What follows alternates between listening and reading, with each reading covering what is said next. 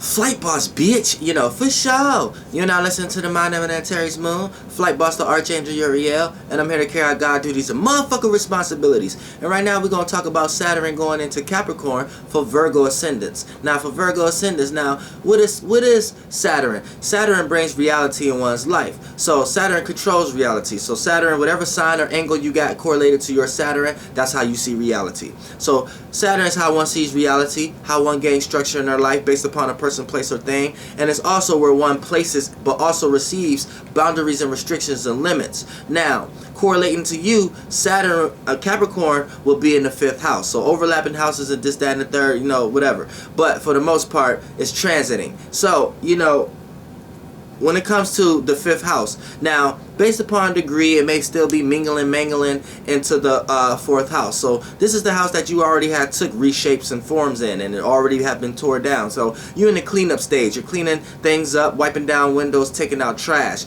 and you're getting ready to get prepared for the 5th house, which is Saturn. And Saturn is going home. So Saturn, for the most part, what is the 5th house? 5th house represents how you express yourself. It's also what you're creatively into and how you creatively express yourself.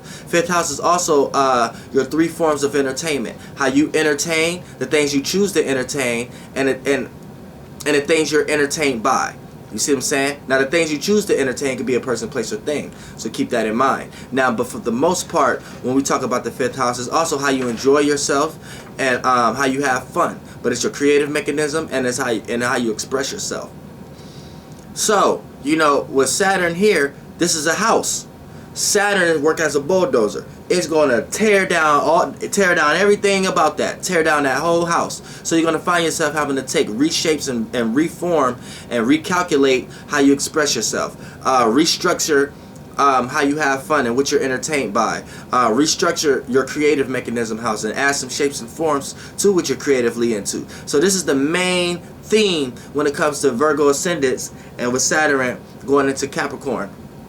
Now, for the most part of this area of life, you know what I'm saying, Saturn is going to help you or force you to see the reality of how you express yourself, whether it's negative or positive, or how other people express themselves. It's going to force you to see the reality of what you're entertained by, and all 3 forms of entertainment. How you entertain, the things you choose to entertain, and what you're entertained by. It's also going to help you see the reality of what actually is fun and how you have fun and what you're entertained by. And it's also going to help you see the reality of your creative abilities, whether if you have any creative abilities or if you don't. You know what I'm saying? And it's going to help you regain structure in that area of life, so you can if you don't. You know what I'm saying? So you can loosen up if you're not loosening up and things of that nature. So this is the main theme. This is the house that's going to get torn down, and you have to reshape and form this house. So for you not to experience storms without a roof, you know, and to build your house a lot faster, you're going to have to incorporate the squares and the oppositions. So these are your tools. You see what I'm saying? So we're going to start with the opposite house, because this is going to be the first friction. This automatically starts off as a friction. This automatically starts off as a tug-of-war match. And you have to make this a give and receive match, other than a tug-of-war match. Pardon me. Excuse me. So, to make this, so let's talk about what's actually going on here. What's the friction? What's the opposition that's automatically going on? Now, for the most part, the 11th house is the opposite house to the 5th house. So what is the 11th house? How you conduct yourself in a public arena, and how did you actually build the audacity to do that? Like how you conduct yourself in a public arena anyway is dealing with the unknown and unfamiliar. Now the unfamiliar is like long distant things of the 3rd house. So not like your cousin, not like your brother, sister, mother, father, and your talents and trades and gifts, but it's more like your aunts, uncles, grandfathers, grandparents, cousins, associates, things you associated with, how you organize, how you formulate these things, even the location of your job, co-workers, and things of that nature. Also, dealing with the unknown. The unknown is science, astrology, occult, mysticism, technology. All things that's layered up under technology is phones, computer, messages, relating, reaching out, social abilities. So there's automatically going to be a clash between how you express yourself and what you're creatively into, based upon how you conduct yourself in the public arena, or even presenting how you express yourself or your creative measures in the public. You may have a certain stubbornness to even doing that. You may not want to publicly associate your expressions in some type of way. Also, what we want to talk about, sorry, pardon me about that. I start talking, my stomach start flaming because there's air getting down there. But for the most part, we're not going to talk about my problems. We're going to talk about the issues at hand. Now, as far as the 11th house, you may even experience times of it being hard to enjoy yourself or to be entertained in the public arena, or dealing with the unknown and unfamiliar, as I just explained it. You know what I'm saying? You may put yourself in a situation where it's hard for you to apply these attributes to your creative mechanisms also. You may not want to add any unknown, which is astrology, occult, mysticism, science, or technology, to your creativity. You may not want to add any unfamiliar, aka co-workers, associates, relatives, and things of that nature to how you creatively express yourself, or your forms of entertainment and having fun. You know what I'm saying? And then the public arena in general. You may not even want to be in a public when it comes to having fun. You may want to have fun somewhere else in a secluded area, or dealing with your creative expressions. You may not want to publicly express these things in some way, shape, or form. So that's the clash. Now, how to make this a give and receive match other than a tug-of-war match, sometimes you may have to set aside how you express yourself and things you're creatively into for the sake of your associates and your unknown and unfamiliar, and how you conduct yourself in the public arena. And vice versa. Sometimes you may have to set aside how you conduct yourself in the public arena and dealing with the unknown and unfamiliar for the sake of your creative indulgings. And, creatively expressing yourself and having fun and entertaining, even if you have to have fun and entertain yourself. So, that's how you make this a giver. But don't dive too far into that, because that's what caused the friction in the first place, because that's where Saturn is at. See, you might have to learn how to apply more of the 11th house to your 5th house. Now, let's get to the squares. The squares is a learning process. Now, the squares to the 5th house will be, hold on, I don't want to get this wrong. The second and the 8th house is the squares to the 5th house. So these are your learning processes. So the better the faster and the better you learn how to incorporate these qualities, the faster you won't have to experience a storm coming without a roof. You will build your house a lot faster. Now, let's start with the second house. Now, the second house is the house of values and how you relate to people, places, and things. Well, not how you relate to people, places, and things, but it can play out like that because Venus rules the second house, but it's more of what you value, whether that's a person, place, or thing. So that as long as it step into your area in your brain of you value that, you value them, then it works.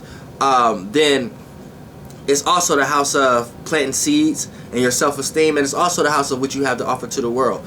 What you have to offer to the world, whether it's internally or externally. Internally could be a gift, talent, trade, something you may have learned.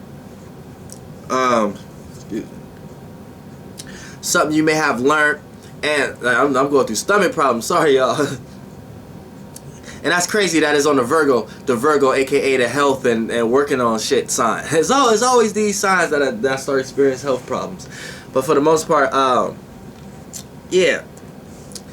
The 5th house, the square, would be the second house, and this is the house of values and what you have to offer to the world. Now, you need to learn how to apply these things to the 5th house. You need to learn how to take what you value, whether that's a person, place, or thing, and apply it to, start to entertain these things. Start to express yourself to these things more. Start to add these things to your creative endeavors and how you have fun and how you entertain yourself. You know what I'm saying? The people, places, and things that you value. And what you have to offer to the world, which is internally or externally. Internally could be a gift, talent, trade. Externally could be someone else with a person, place, or thing, or a person with a gift, talent, or trade that you may be their resource. But, you know what I'm saying? Things have to take place where you help them and they help you in certain ways. So that's what the second house deals with. But the more you take what you have to offer to the world and learn how to apply that to the 5th house in some way, shape, or form, You may have a talent, a trait, a gift. Learn how to express these things. Learn how to make these things part of your creative endeavors. Learn how to entertain these things. Start entertaining these things and things of that nature. And you're going to be able to see shapes and forms play out in your life to make you be like, oh, okay, I see what's actually going on. Now, the other square to the 5th house will be the 8th house. So what does the 8th house represent? Alternative motives, things you are behind the scenes about, things you are in the dark about, the things that you are intrigued about, and you may want to do some detective work or understand from a deeper level. You know, and it's also the house of secrets and things of that nature. And deep desires, passions, and motivations. So, the more you apply your deep desires, transformative situations in your life, your deep motivations and greeds and jealousies, but also motivations and the way you see occult and mysticism and things of that nature, the more you learn how to apply this to the 5th house. Learn how to start being entertained by, you know, being a detective and going behind the scenes and being intrigued by what you was in the dark about. Learn how to be entertained. Learn how to express alternative motives. Learn how to express when you spot somebody else's alternative motives and things of that nature. You see what I'm saying?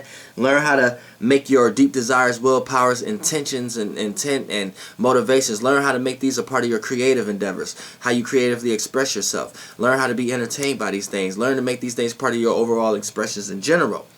You see what I'm saying? And you're going to see doors open up in these 2 houses. You're going to see who really is supposed to be in your life and who's manipulating you or not as far as your 8th house. And you're going to be able to see what to genuinely express. And you're going to be able to have a more deeper sense of your creative abilities doing these things also. You know what I'm saying? Understanding and learning the alternative motives and the behind the scenes realms of the things in your life and applying them to your creative mechanisms and things. And even learning how to apply your creative mechanism to seeing the behind the scene realms of these things and that nature. So, yeah, this is I don't want to say this is a good place, but you need to learn how to do that. And the more you know how to do that, and see the alternative motive of the people who are in your life when you going out and having fun or creatively expressing your stuff and things of that nature, the faster you're going to be able to build your house. And overall, this is the main theme for Virgo's ascendants. Flight boss, bitch, goddamn air.